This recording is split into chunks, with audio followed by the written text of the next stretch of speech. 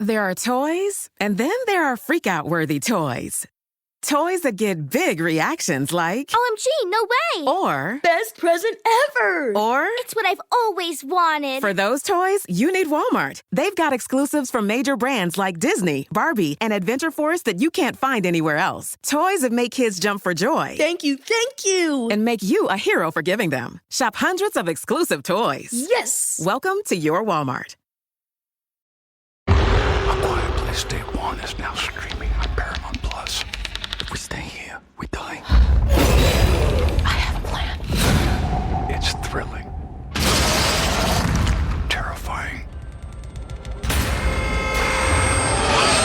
And will make your heart pound out of your chest. Run. A Quiet Place Day 1, now streaming on Paramount Plus.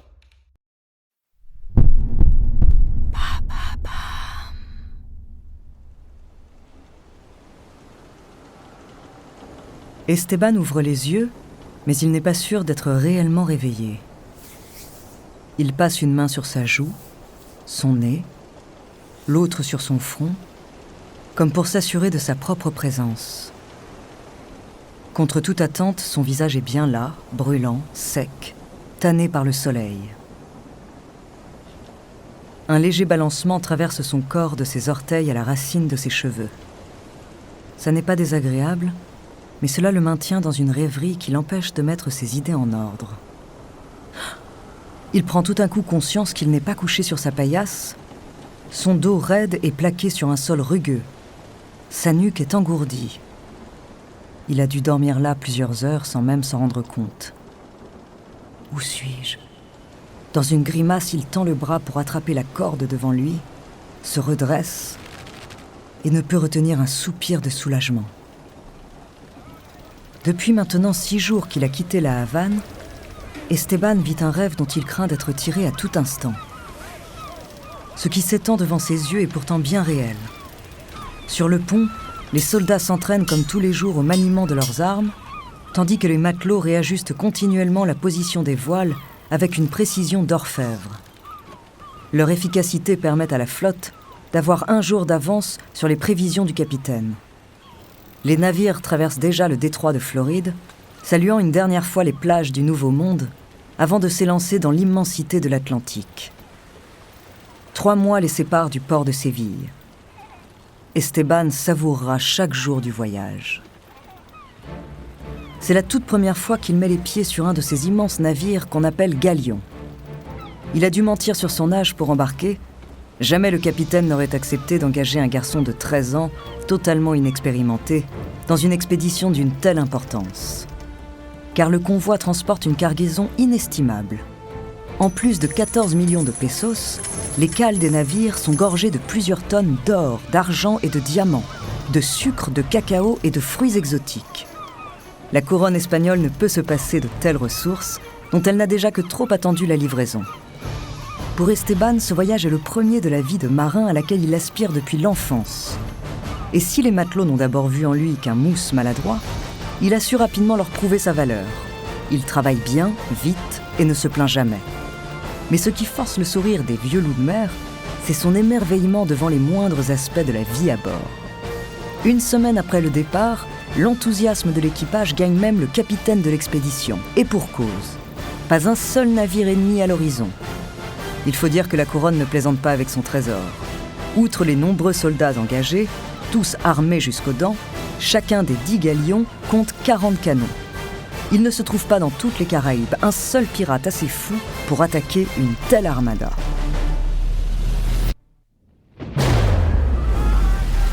Esteban ne verra pourtant jamais Séville.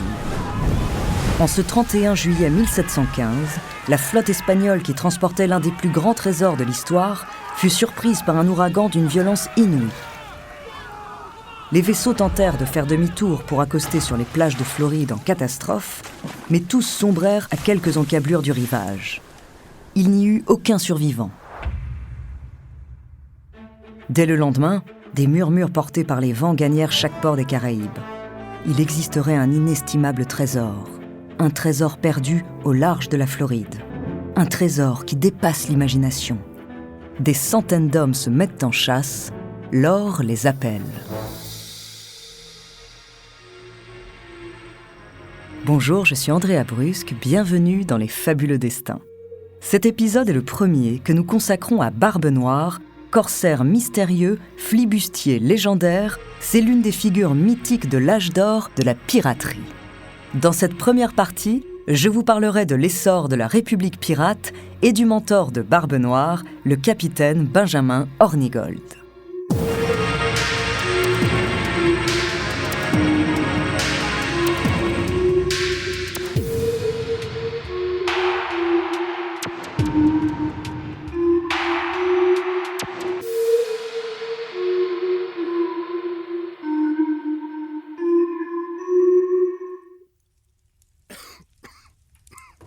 Un visage épuisé, triste et défait, se reflète à la surface de son verre de rhum.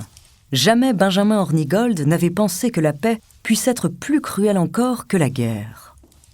Mais après 13 années sanglantes, pendant lesquelles ses hommes et lui risquaient quotidiennement leur vie, le capitaine réalise l'ampleur de la catastrophe.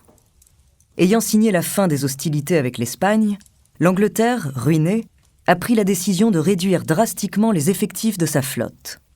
Des 40 000 hommes sous ses ordres, la Royal Navy vient de se séparer de 30 000 d'entre eux, les laissant seuls à des milliers de kilomètres de la mer patrie. Nous sommes en décembre 1714, au cœur des Caraïbes. Des centaines de marins, désormais désœuvrés, dilapident leur dernière solde dans les tavernes de Nassau, sur l'île de New Providence, avec le sentiment d'avoir été trahis par le roi. Hornigold demande plus de rhum et plante ses yeux dans ceux du tenancier. « Je paierai. Laisse la bouteille. » En ce début du XVIIIe siècle, les puissances européennes, l'Espagne et le Portugal en tête, intensifient toujours plus leur exploitation du Nouveau Monde. Depuis 2 siècles, les conquistadors soumettent les peuples locaux et massacrent tous ceux qui leur résistent. Le commerce qui découle de leur pillage ne cesse de croître et suscite naturellement toujours plus de convoitises et de conflits. Dès 1701, l'Angleterre profite de l'instabilité de l'Espagne provoquée par la mort du roi pour lui déclarer la guerre. Dans le but d'ébranler l'économie de leur nouvel ennemi, les Anglais cherchent à le couper de ses colonies florissantes. Des corsaires sont alors engagés par milliers. Rattachés à la Royal Navy, ces mercenaires marins ont pour mission d'attaquer, piller et couler tous les vaisseaux espagnols en mer des Caraïbes. En échange, ce qu'ils trouvent à bord des navires leur appartient. Mais si la proposition semble alléchante, les butins des corsaires ne sont en fait pas toujours d'une grande valeur. Hornigold et ses hommes, comme beaucoup d'autres, doivent donc gagner leur vie semaine après semaine en espérant la prise qui fera d'eux des hommes riches.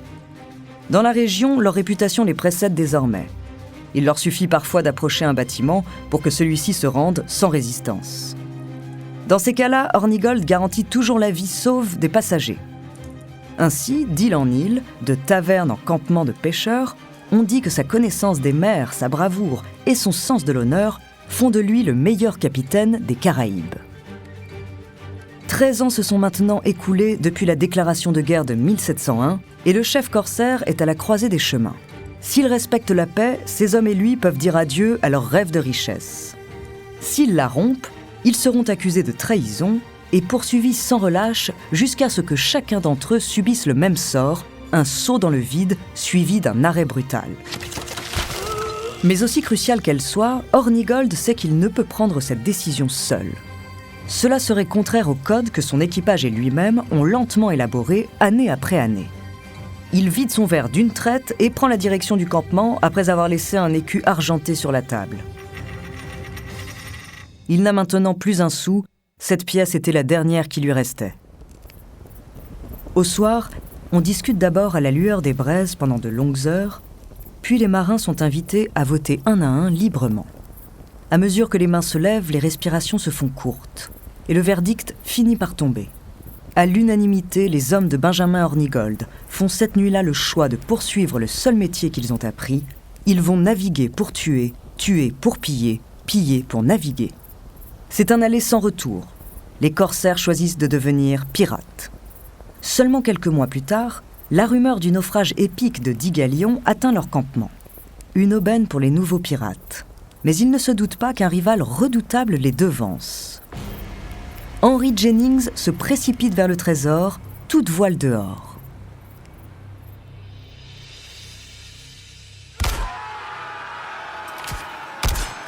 Au premier coup de feu, il est déjà trop tard. Les Espagnols n'ont pratiquement aucune chance de s'en sortir, tant ils sont surpris par la soudaineté de l'assaut. Les pirates anglais ont contourné leur campement pour les prendre à revers. Les voilà coincés dos à l'océan, sans solution de repli. Leurs pertes sont déjà très lourdes. Les pirates sont galvanisés par l'enjeu de leur attaque. En cas de succès, ils mettront la main sur les fortunes repêchées par les Espagnols dans les épaves de leurs galions. La plage devient le théâtre d'un affrontement sanguinaire. Les corps sont d'abord mutilés par des tirs de mousquet, mais aucun des deux camps n'a le temps de recharger. Les sabres enragés frappent violemment les baïonnettes avant que les duels ne tournent au corps à corps bestial. Malgré leur vaillance, les soldats du roi d'Espagne sont progressivement dépassés par la fureur de leurs assaillants. Les cris de terreur des blessés se mélangent au fracas des vagues avant qu'ils ne soient achevés les uns après les autres. Henry Jennings, le capitaine qui vient de mener ses hommes à la victoire, signe un exploit sans précédent. Au total, sa troupe saisit l'équivalent de 90 000 livres anglaises en or espagnol. Mais alors qu'il s'apprête à donner l'ordre de reprendre la mer, Jennings remarque une traînée de sang dans le sable. Un blessé semble avoir rampé vers l'intérieur des terres. Le chef pirate ne peut pas risquer que le survivant prévienne les siens. L'armée espagnole risquerait d'envoyer des centaines d'hommes à leur trousse. Jennings rattrape le fugitif en quelques minutes et après avoir calmement rechargé son pistolet, le pointe sur sa tête. Pas de pitié pour les Espagnols.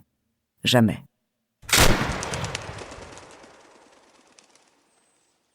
Quand Benjamin Hornigold et ses hommes atteignent le campement quelques heures plus tard, ils ne trouvent que des cadavres et des tentes lacérées. Tous les coffres sont vides. Leurs rivaux n'ont pas laissé un seul écu derrière eux. Leurs anciens corsaires enragent, mais leur chef n'a pas l'intention de s'attarder sur cet échec. Pour lui, la prise de Jennings prouve simplement que l'heure des pirates est enfin venue. Il est convaincu que la chance finira par sourire à ses hommes, à condition qu'ils redoublent d'efforts et de ruses. De retour à Nassau, les hommes de Jennings, eux, sont enivrés par leur triomphe. Tous se vantent d'avoir réalisé le pillage le plus important de l'histoire des Caraïbes. Le rhum coule à flot tandis que les feux d'artifice illuminent les plages de New Providence. Tard dans la nuit, les héros du jour commencent même à rire haut et fort du retard des hommes d'Hornigold, mais complètement saouls, ils s'interrompent très rapidement. Sage décision. En réalité, Hornigold n'a pas la moindre intention de répondre à leur provocation. Il voit beaucoup plus loin qu'une simple nuit d'ivresse. Il sait que si les pirates veulent survivre au milieu des armées coloniales, ils n'ont aucun intérêt à se battre entre eux. Ils devraient même s'unir. Si former une seule et même armée semble inenvisageable au vu de la rivalité des factions, ils pourraient tout du moins cohabiter sur l'île de New Providence. Elle est idéalement située sur la route du commerce européen. La ville de Nassau deviendrait alors le repère idéal, un havre de paix pour planifier leurs attaques, doublé d'un parfait refuge en cas de danger. Quelques mois plus tard, cette idée aussi folle que géniale donne naissance à la République des pirates. Le destin choisit alors de placer sur la route d'Hornigold un pirate ambitieux, ancien corsaire comme lui. L'homme se distingue par une carrure massive qui contraste avec ses yeux qui semblent toujours prêts à rire. Mais ce que l'on remarque surtout, c'est son imposante barbe noire. Avant de continuer cet épisode, nous voulions vous remercier pour votre écoute. Si vous voulez continuer de nous soutenir, abonnez-vous à la chaîne Bababam Plus sur Apple Podcast, cela vous permettra une écoute sans interruption. Ou bien écoutez ce message de notre partenaire, sans qui ce podcast ne pourrait exister. On se retrouve tout de suite après. In the time it takes us to say, we're using Folgers instant coffee, seamlessly blended with water and ice. A splash of whatever kind of milk is your thing. And gotta get that caramel drizzle. All to make a toasty, roasty, caramel iced coffee. You could be enjoying it. Every damn sip of it. Damn right. It's Folgers Instant. This This episode is brought to you by Tic Tac. Close your eyes and take a ride with new Tic Tac Citrus Adventure. Awaken your senses with harmonies of sour and tangy fruit flavors. Picture the vibrant trio of mandarin, lemon, and lime as each flavor mingles to create a refreshing symphony. Pick up a pack and dive into new Tic Tac Citrus Adventure. Visit @TicTacUSA on social to share the good vibes. 2 tracés blancs parallèles sur l'océan turquoise, 2 navires fendant les flots de la côte atlantique. Au gouvernail de l'un d'entre eux, posté sur le pont supérieur, Benjamin Hornigold sait qu'il touche au but. C'est une belle journée pour être un pirate. Fermant les yeux pour donner son visage au soleil, le capitaine goûte à quelques instants de calme, avant d'ordonner la tempête. Cible en vue. Les 2 vaisseaux se séparent l'un de l'autre afin d'encercler leur proie, et vu leur vitesse, ce n'est qu'une question de minutes avant qu'ils ne la rattrapent. Après 3 jours et 3 nuits de poursuite, les pirates brûlent d'impatience. Pour ces hommes, il n'y a pas d'ivresse plus grande que celle de savoir un trésor à portée de longue vue. Si leurs informations sont exactes, ils sont sur le point de réaliser l'une de leurs plus belles prises. Les cales des marchands espagnols qu'ils suivent sont remplis de centaines de barils d'un vin précieux venu de Madère qu'ils pourront écouler à prix d'or dans toutes les Caraïbes, en conservant bien sûr une large partie pour leur plaisir. Hornigold n'a cependant pas l'habitude de sous-estimer ses adversaires, et il sait que le succès de l'attaque n'est pas garanti. Son équipage est aujourd'hui confronté à un défi de taille. Pour ne pas totalement détruire la marchandise convoitée, il faut limiter l'usage des canons. Cela rendra l'abordage beaucoup plus difficile, car les soldats auront eu le temps d'organiser leur défense. Le capitaine a donc décidé de ne pas jeter d'emblée ces 2 navires dans la bataille. Son propre vaisseau va d'abord tirer plusieurs coups de canon sur la trajectoire de l'ennemi pour l'effrayer et le forcer à ralentir. Une fois son allure réduite, le second vaisseau doit mener un premier abordage avant qu'Hornigold ne crée le surnombre avec une seconde vague létale que les Espagnols ne pourront contenir. À la tête de la première vague, Hornigold a choisi de placer un homme du nom d'Edward Teach. En seulement quelques mois, ce nouveau membre de son équipage a su se rendre indispensable. Marin chevronné, il manie le sabre aussi bien que les armes à feu et ne recule jamais devant l'ennemi. Les pirates l'admirent autant qu'ils le craignent. Plusieurs d'entre eux lui doivent la vie et tous ont été témoins de la solidarité sans faille dont il fait preuve à chaque combat.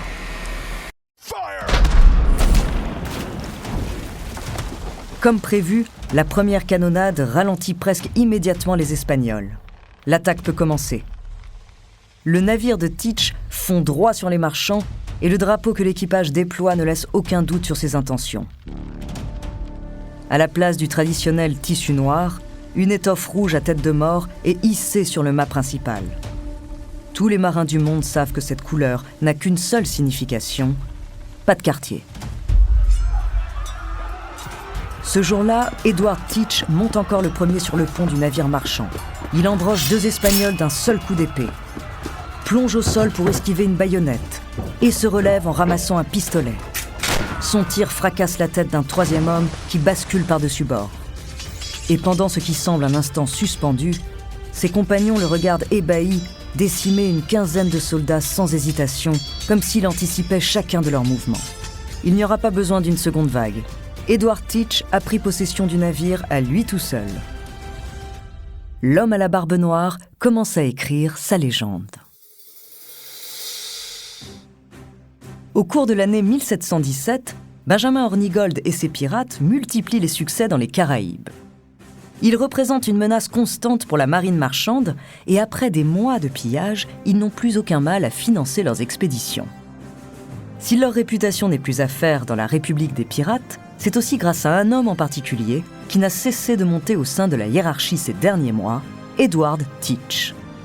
Hornigold a tout de suite remarqué ce pirate sans peur qui ne vit que pour la mer, le rhum et les combats.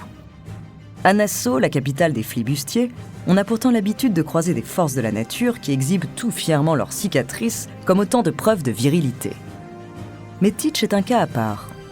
Plus encore que sa large carrure, c'est surtout son impressionnante barbe qui marque les esprits. Depuis quelque temps, cette dernière lui vaut d'ailleurs un surnom qui fait l'unanimité sur l'île de New Providence, Barbe Noire. Pour autant, ça n'est évidemment pas pour son apparence qu'il est apprécié de son capitaine. Teach sait lui-même que ce ne sont pas les cicatrices, le surnom et certainement pas la barbe qui font un pirate, ce sont ses actes. Dès qu'il faut se battre, il fait donc preuve d'aptitude extraordinaire. Mais de retour sur la terre ferme, son humeur alterne entre un silence ténébreux qui tend à l'isoler de jour et un goût prononcé pour les tavernes après la nuit tombée.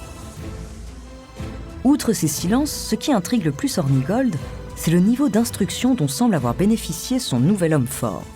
Il sait lire et écrire, rarissime chez les pirates. Fréquemment accompagnés de Rom, les deux hommes évoquent ainsi jusqu'à tard dans la nuit les lectures qui les ont marqués. Teach cite parfois d'illustres auteurs à ses compagnons, tentant même, non sans mal, de leur enseigner des rudiments de philosophie. Quoi qu'il en soit, le respect mutuel qui se développe entre Hornigold et Teach pousse leurs ambitions toujours plus loin. En associant l'expérience du premier à la témérité féroce du second, ils rêvent d'asseoir une domination totale sur les Caraïbes. Aujourd'hui, leurs deux navires s'apprêtent à mener un abordage des plus audacieux. Au sud-est de Porto Rico, ils vont tenter d'intercepter une frégate française de 300 tonnes armée de 40 canons, le Concorde. Bien qu'en infériorité numérique et moins bien armés, les pirates possèdent un avantage de taille sur le navire français. Leurs deux sloops, des vaisseaux légers, rapides, armés chacun d'une dizaine de canons, vont leur permettre de harceler le navire tout en le contournant sans cesse pour ne pas s'exposer à son artillerie dévastatrice. Ralenti, comme encombré par son poids, le Concorde peine à exploiter sa puissance de feu et se voit infliger des tirs d'une précision chirurgicale. Les Français subissent de lourdes pertes en plus de voir leurs précieux canons démolis les uns après les autres. Tels des requins cernant progressivement leur proie, les sloops effectuent des cercles de plus en plus proches de la frégate. Ils comptent finir par aborder le navire des deux côtés. Cependant, les pirates souhaitent éviter d'affronter au corps à corps des dizaines de soldats de métier. Ils préféreraient leur laisser la vie sauve pourvu qu'ils se rendent. Pour les inciter à déposer les armes, les sloops ne hissent pas leur drapeau rouge, mais leur drapeau noir, donnant le signal qu'ils n'ont pas l'intention d'exterminer les Français à tout prix. Leur stratégie s'avère payante. Aussi incroyable que cela puisse paraître, les pirates se rendent maîtres du Concorde sans tirer un seul coup de feu. Il leur faudra bien sûr plusieurs semaines pour remettre la frégate en état, mais une fois réparée, elle sillonnera les mers escortée par les deux sloops. Hornigold, Teach et leurs hommes deviendront alors inarrêtables.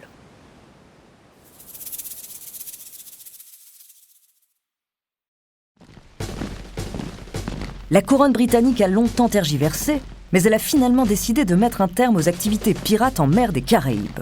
Cela fait trop d'années que les anciens corsaires perturbent à la fois son commerce et les efforts diplomatiques qu'elle déploie pour pacifier ses rapports avec ses voisins.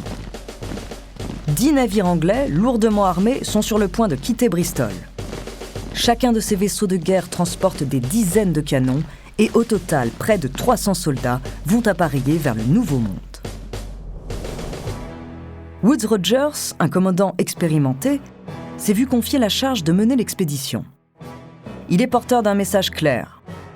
Les pirates qui déposeront leurs armes obtiendront le pardon du roi. Mais s'ils décident de résister, ils subiront l'extraordinaire puissance de feu de la Royal Navy. Pour que son message ne souffre aucune ambiguïté, Rogers a insisté pour transporter avec lui des milliers de brochures qu'il entend répandre dans les ports caribéens. Le choix qu'il offre au hors-la-loi s'y trouve résumé par 2 dessins limpides, le sceau du roi ou le nœud d'une corde, accompagné par la mention « Pirates, vous voilà prévenus ».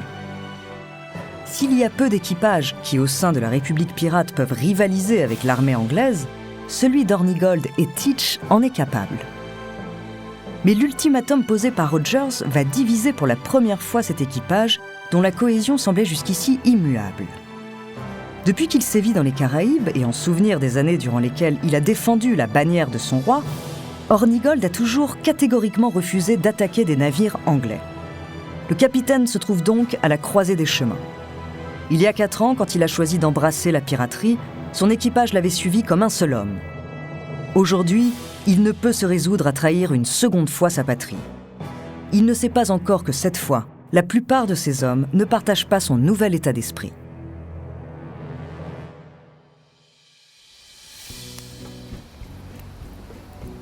Le soir du 28 novembre 1717, conformément au code qui l'a toujours guidé, l'équipage d'Hornigold va donc voter pour maintenir son capitaine ou le remplacer. Le débat qui précède l'instant fatidique est houleux, long, pesant, mais ne dégénère pas. Les compagnons unis depuis trop longtemps par des liens devenus fraternels au fil des combats n'iront jamais jusqu'à se battre entre eux. Tard dans la nuit, on décide qu'il est finalement l'heure de voter. À la lumière d'une lune pleine qui découpe des silhouettes argentées, les mains se lèvent une à une comme au premier jour. À l'évidence, le vote de Teach est attendu par tous. Il peut faire basculer nombre d'hommes d'un côté ou de l'autre. Mais ce soir-là, quand vient son tour, Edward Teach n'esquisse aucun mouvement. Assis dans le sable, le regard perdu dans un feu de camp qui n'offre plus que quelques braises rougeâtres, il se tait, se contentant de porter lentement à ses lèvres une gorgée de rhum. Son visage, comme ses doigts que l'on voit légèrement trembler sur sa bouteille, ne peuvent cacher son indicible tristesse. Le colosse à la barbe noire sait qu'il va perdre son mentor. Le vote se poursuit sans qu'aucun autre son ne soit entendu que l'écho de la mer des Caraïbes. Et Benjamin Hornigold est finalement destitué. Quelques jours plus tard, le capitaine emblématique s'apprête à quitter Nassau. Fidèle à ses principes, il n'éprouve pas de rancune à l'égard de ses hommes. Après tout, il leur a toujours demandé d'appliquer le code. Sans un mot, mais en mémoire des échanges qu'ils avaient pris l'habitude d'entretenir les soirs où la vie de pirate leur semblait la plus belle du monde, Teach glisse dans les mains d'Hornigold un livre d'Aristote dans lequel il a pris le soin d'inscrire lui-même cette phrase du philosophe « Il existe 3 sortes d'hommes, les vivants, les morts et les marins ». Avant de continuer cet épisode, nous voulions vous remercier pour votre écoute. Si vous voulez continuer de nous soutenir, abonnez-vous à la chaîne Bababam Plus sur Apple Podcast, cela vous permettra une écoute sans interruption. Ou bien écoutez ce message de notre partenaire, sans qui ce podcast ne pourrait exister. On se retrouve tout de suite après. Le spectacle est sublime. De loin, on dirait que la mer brûle. D'immenses reflets orange dansent dans l'eau sombre, tandis que le ciel se teinte lentement de rose. Ce soir, on a transformé la prise du jour en feu de joie. On a encore le sentiment d'avoir conquis sa liberté, d'avoir vaincu la vie, d'avoir gagné le droit de la poursuivre encore. Les bouteilles de rhum circulent paisiblement, la fierté se lit dans le silence des yeux. En attendant que le capitaine prenne la parole, on a le temps de profiter de la chaleur des flammes et de l'ivresse qui vient avec la nuit. En avril 1718, Edward Teach commande plus de 200 hommes répartis sur 3 vaisseaux. On a cessé de compter les navires marchands pillés par son équipage. L'audace avec laquelle ces hommes osent même affronter des navires militaires porte sa renommée jusqu'en Europe. Les survivants de ces attaques lui prêtent l'habitude d'allumer des mèches de canon dans sa barbe chaque fois qu'il part à l'abordage. La rumeur dit que le démon le rend invincible lorsqu'il dégaine ses sabres. En réalité, Teach est loin de la caricature du pirate assoiffé de sang, mais conscient du pouvoir d'intimidation qu'il peut tirer d'une réputation terrifiante. Il cultive les rumeurs et crée son propre drapeau. Sur fond noir, ce pavillon présente un squelette à tête de diable qui semble danser, transperçant un cœur d'un coup de lance, tout en levant un verre de l'autre main. Plus rien ni personne ne semble être en mesure d'impressionner celui que désormais tout le monde appelle Barbe Noire. Pour autant, le capitaine n'est pas dupe. Le vent finira par tourner. Dans toutes les Caraïbes, des équipages déposent les armes en échange du pardon royal et pire encore, certains d'entre eux s'engagent comme chasseurs de pirates auprès de la couronne. La survie de la République des anciens corsaires se trouve de plus en plus menacée. Pour Teach donc, pas question de se reposer sur ses lauriers. Les dangers sont trop nombreux et la vie trop courte. Pas question de renoncer à la liberté tant qu'il y a d'autres batailles à mener, d'autres trésors à chercher, d'autres histoires à écrire pour qu'elles soient racontées. Barbe Noire sort de sa cabine sous les acclamations de ses hommes et vient lentement se placer face à eux. Sa silhouette sombre se découpe dans les flammes ardentes qui s'élèvent derrière lui. Leurs rugissements sourds accentue la puissance écrasante que dégage le capitaine. Il exerce sur ses hommes une fascination telle qu'il n'a jamais besoin d'obtenir leur attention pour parler. Il la détient de fait. Ce soir-là, Teach partage avec eux son nouveau plan d'une ambition démesurée. Il veut organiser le blocus de toute une ville, isoler son port, immobiliser ses bateaux et kidnapper suffisamment d'habitants pour obtenir une rançon sans avoir à tirer un coup de feu. Aucun membre de l'équipage n'a même l'idée de questionner la crédibilité d'un tel projet. Il y a longtemps, ces hommes ont choisi d'entamer un voyage dont ils savaient qu'ils ne reviendraient jamais. Tous ont accepté que leur vie se terminerait au bout d'un sabre ou d'une corde. Mais tant qu'ils suivront le pirate le plus puissant de l'histoire des Caraïbes, ils n'auront peur de rien.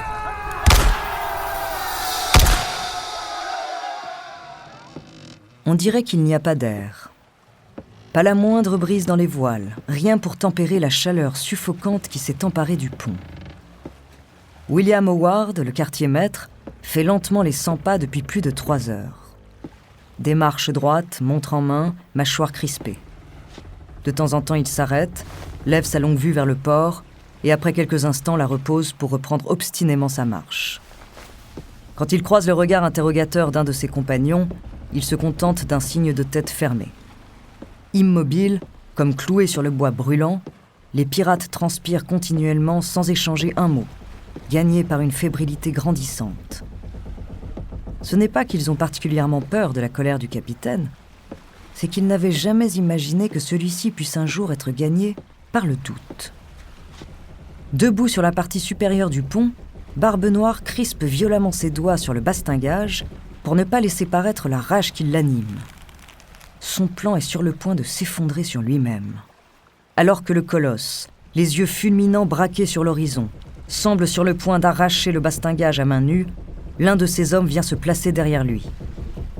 C'est un pirate ayant rejoint l'équipage depuis peu, qui en plus de présenter une balafre mal recousue sous l'œil droit, ne cache pas son goût du sang. Le capitaine ne l'aime pas. Il ne lui accorde même pas un regard.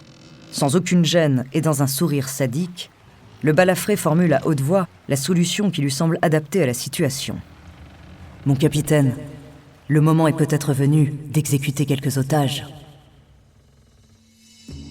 Tout avait pourtant parfaitement commencé.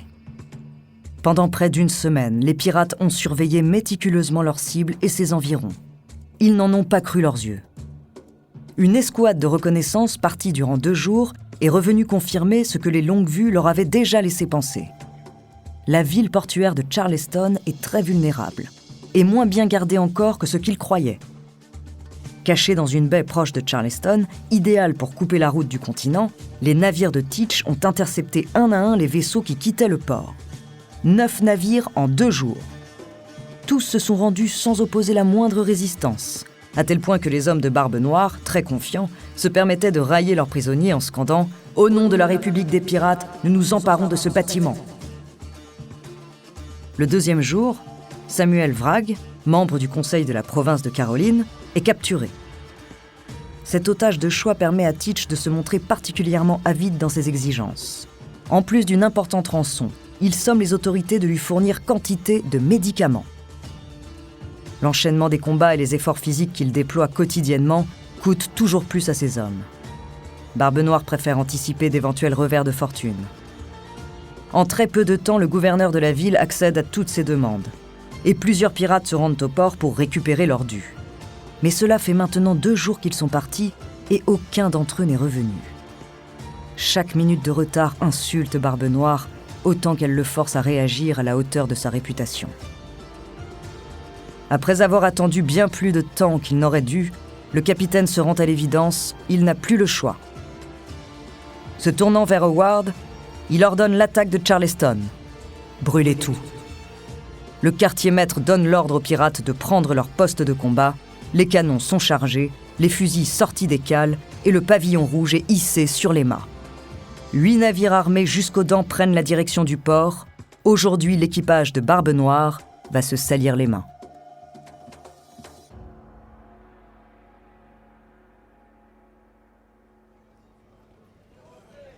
Il règne dans Charleston une joyeuse insouciance. La capitale de la Caroline du Sud, colonie anglaise resplendissante, ne cesse de prospérer depuis maintenant plusieurs années, et ce matin, le marché du port bat son plein. Les domestiques se bousculent pour acheter fruits et légumes, tabac, coton, vêtements. Rien ne semble manquer sur les étalages des marchands venus en nombre.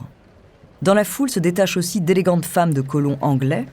Raffinées, se protégeant du soleil à l'aide d'ombrelles immaculées, elles cherchent quantité de bijoux et de robes dont elles ont grand besoin. À cette époque, la haute société anglaise organise très fréquemment des bals, concerts et autres événements somptueux. À l'écart du marché, les tavernes sont des lieux de rassemblement plus populaires, habituellement très animés. Les hommes boivent en jouant aux dés et parlent fort pendant que d'autres discutent des affaires qu'ils souhaitent conduire. Mais aujourd'hui, il règne autour des tables un silence particulièrement tendu.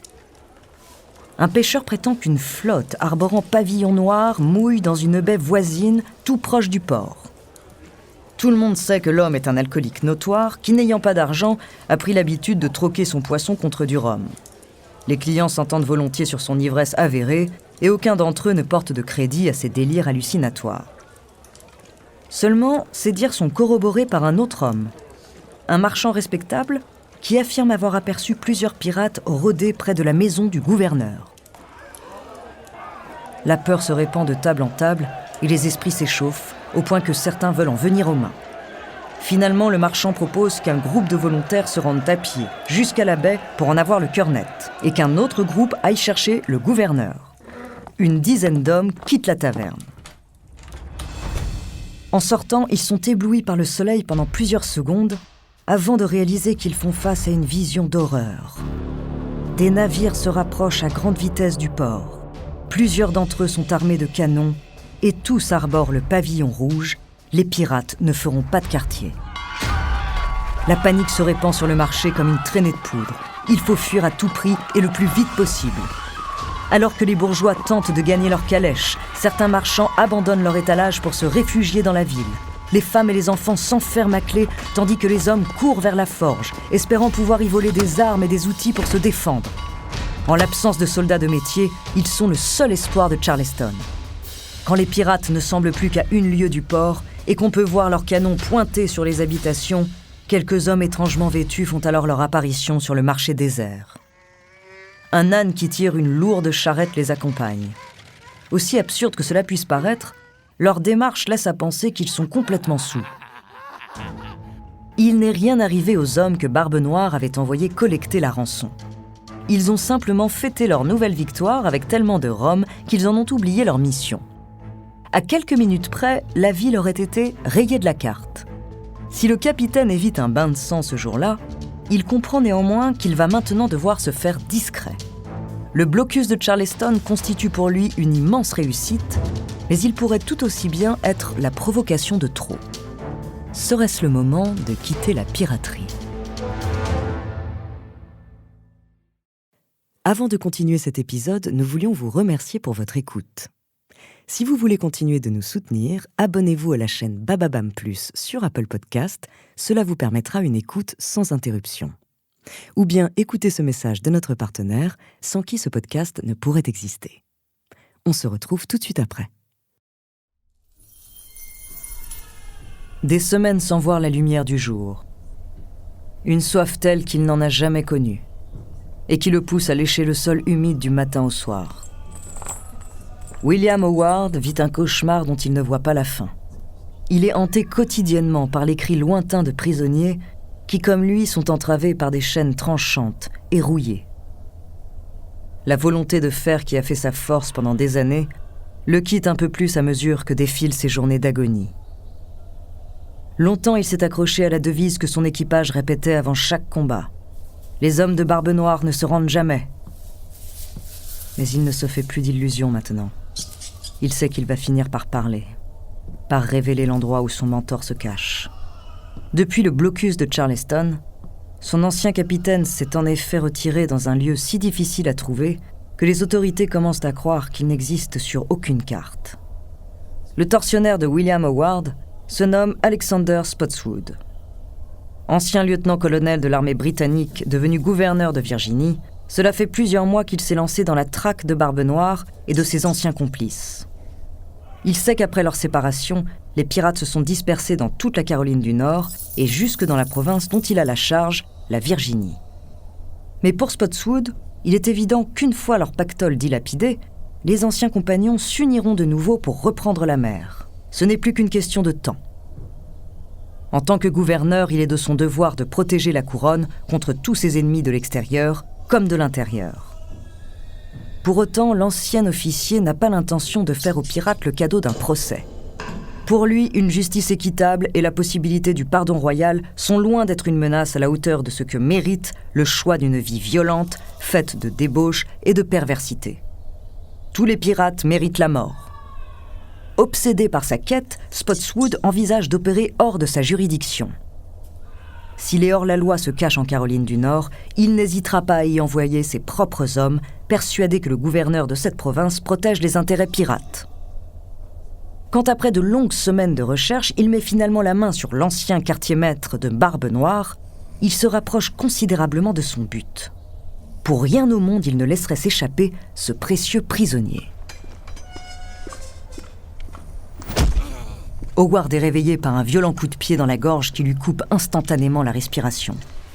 Relevé de force, il est traîné pendant de longues minutes dans les sous-sols de la prison jusqu'à une cellule froide qu'il ne connaît maintenant que trop bien. 2 hommes l'attachent à une chaise, tandis qu'un 3e lui tire la tête en arrière, causant dans sa nuque une douleur insupportable. William Howard a l'impression que la pièce se met à tanguer. Il voit la mer. Il voit des nuances de bleu se confondre avec cet horizon qu'il n'a jamais cessé de chasser.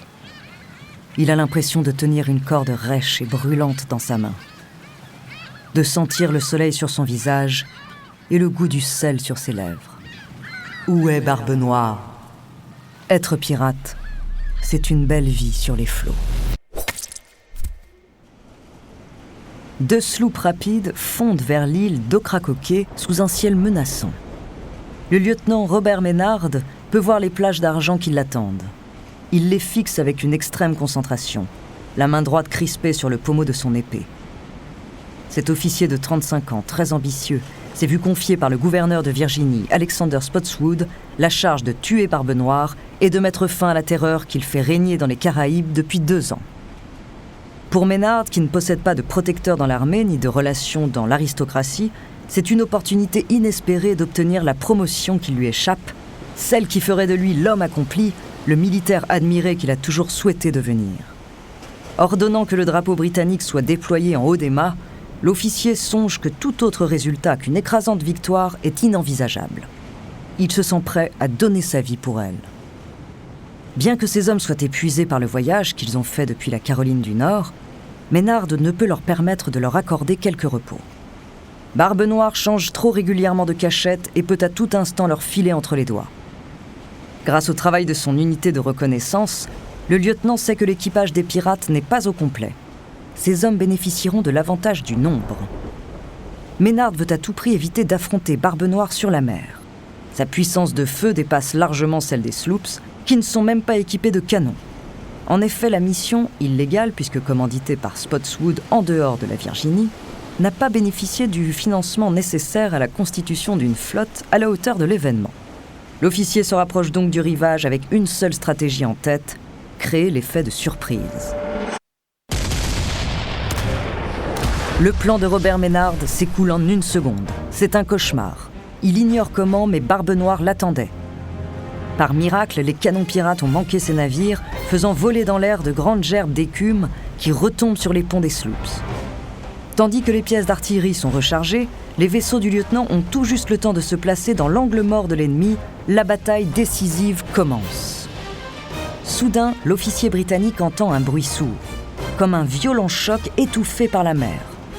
Les 2 sloops, à quelques dizaines de mètres l'un de l'autre, tanguent dangereusement puis s'immobilisent sur l'eau.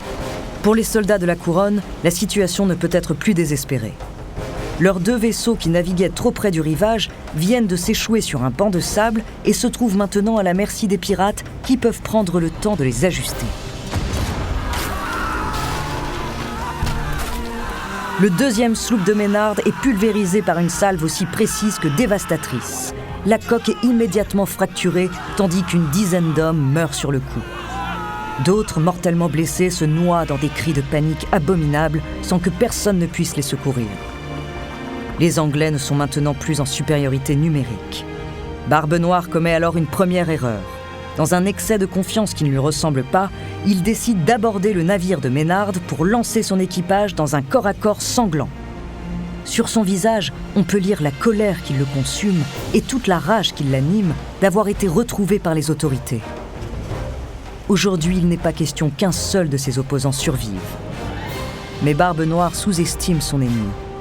Il ne se doute pas que Maynard, caché par la fumée causée par les tirs des canons, prépare à la hâte sur son navire une résistance particulièrement efficace et mortelle.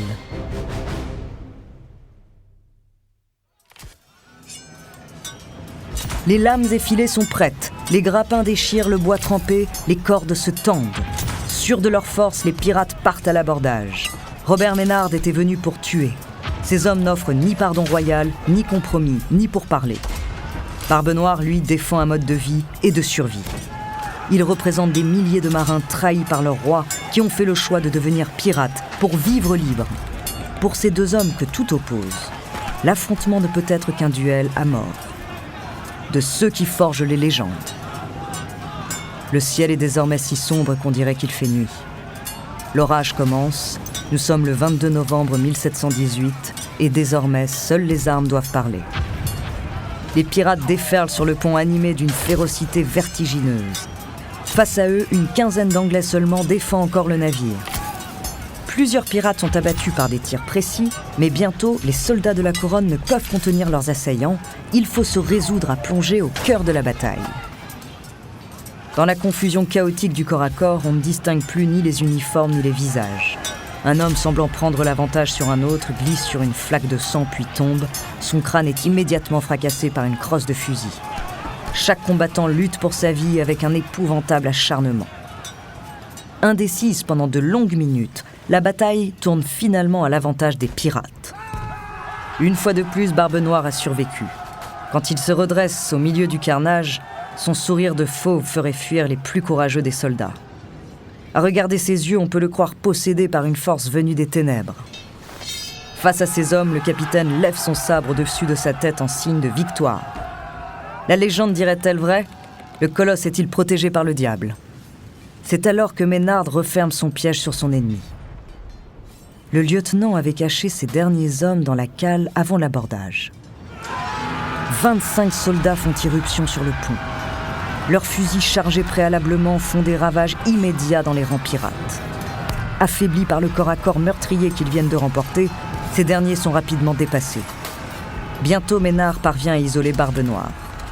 Le capitaine est acculé près du bastingage avec seulement 2 hommes à ses côtés.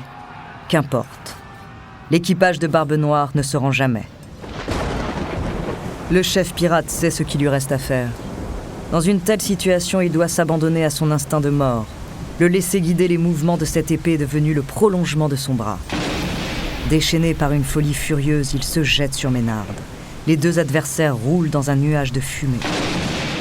Quand ils en émergent, désarmés, ils se battent à main nue, avec une férocité primitive. Impossible de dire lequel des deux prend l'avantage. Jusqu'à ce que, tombant au sol, Barbe Noire ne ramasse un pistolet. Il le pointe vers Maynard, puis s'immobilise. Une baïonnette vient de lui trancher la gorge. Le capitaine le plus puissant de l'histoire des Caraïbes meurt sur le coup.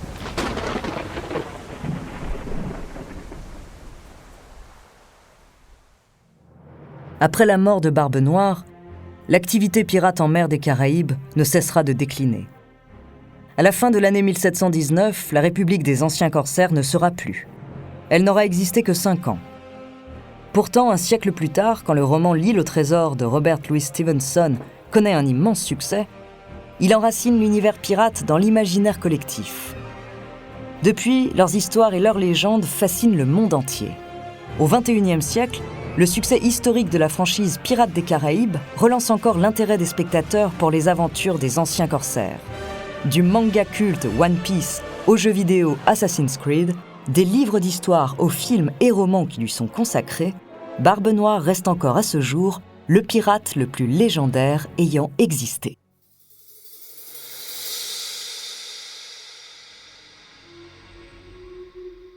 Merci d'avoir écouté cet épisode des Fabuleux Destins, écrit par Clément Prévost, réalisé par Raphaël Menou. En attendant, si cet épisode vous a plu, n'hésitez pas à laisser des commentaires et des étoiles sur vos applis de podcast préférés.